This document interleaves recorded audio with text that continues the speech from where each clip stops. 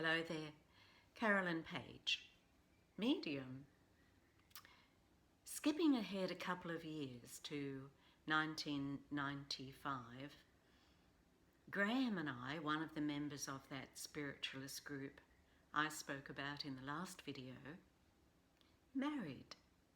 And we moved down to the Southern Highlands of New South Wales. Beautiful spot. We were the leaders of the Bowral Spiritualist Church at that time, and I was continuing to do my spiritual work, counselling, running meditation classes and spiritual circles and the like.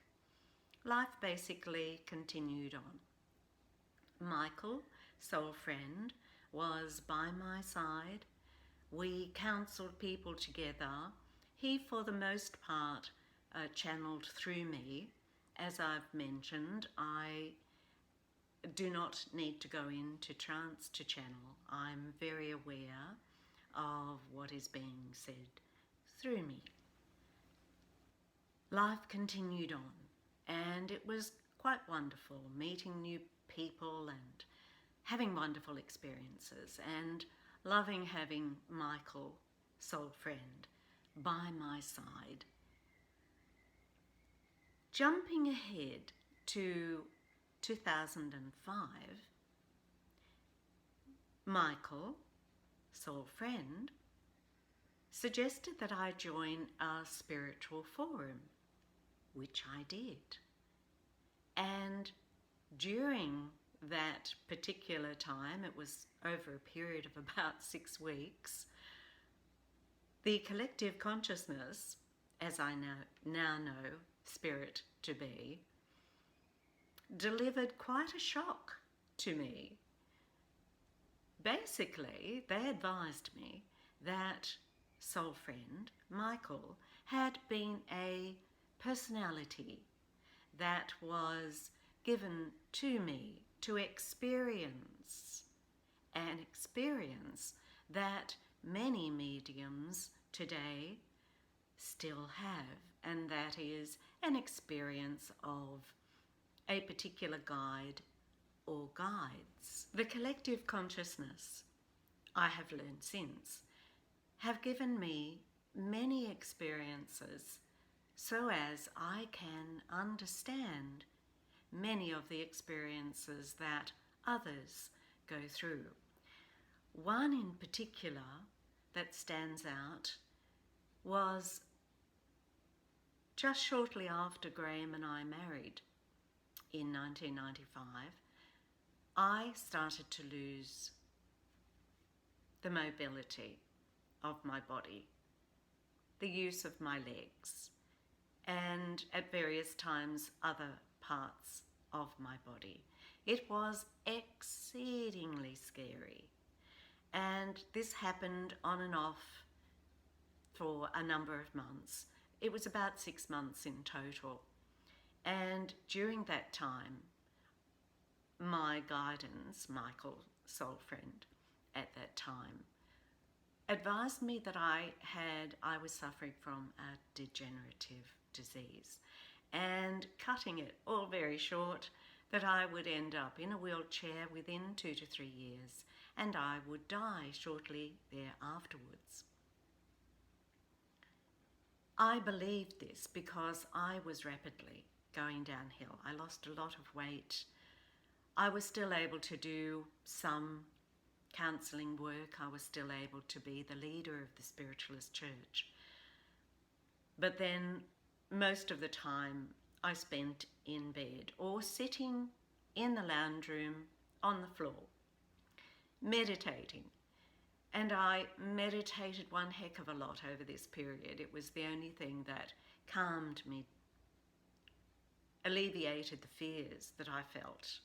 And as I have been advised since then, did not know it at the time, this was one of those experiences given to me so that I would have an appreciation of what others go through. Now, I firmly believed that I would end up in a wheelchair. I had to firmly believe that, so as I would have the experience, the true experience of a debilitating disease. There wasn't only the physical loss of mobility, there was also enormous brain fog. For instance, I would walk into my kitchen and I wouldn't remember where the plates were stored or in which cupboard I would find the salt and pepper. It was so scary. And basically, I thought, well, 2 to 3 years of this and then passing might be okay. I didn't want it to last for very long, and others believed it too. My daughter, my poor daughter, and other close individuals all believed it because they could see how degraded I had become in all manner of ways. During one of my meditations, Satya Sai Baba's boys, emissaries, interrupted my meditation, telling me that if I went to India to see God, I could be healed. Well, I was quite annoyed. They had interrupted my beautiful meditation. How dare they? And when I say booming voices, I mean booming voices.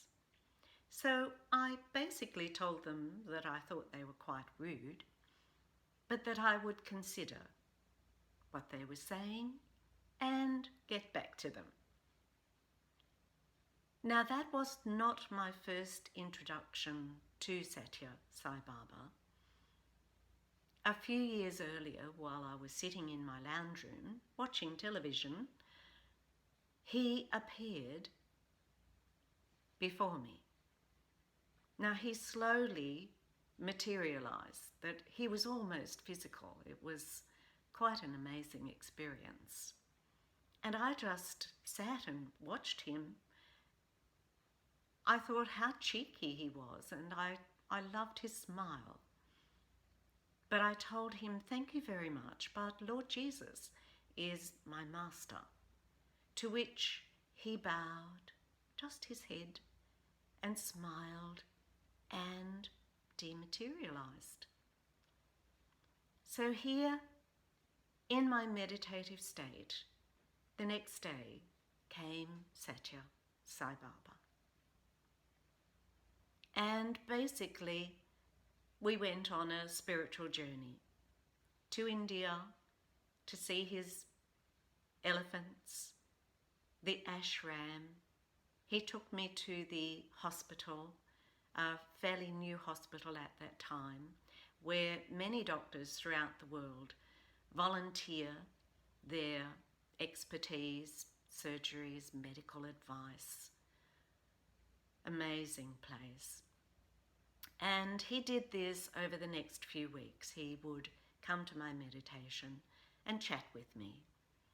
And basically, I decided during that time that, oh my goodness, yes, all right, if I can be healed, that would be preferable to living the next few years as I was advised it would be.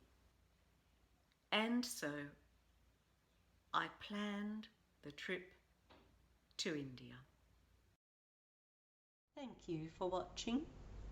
If you have enjoyed this video, you may consider subscribing, leaving a like, perhaps sharing the video with friends or family members, and do leave a comment down below.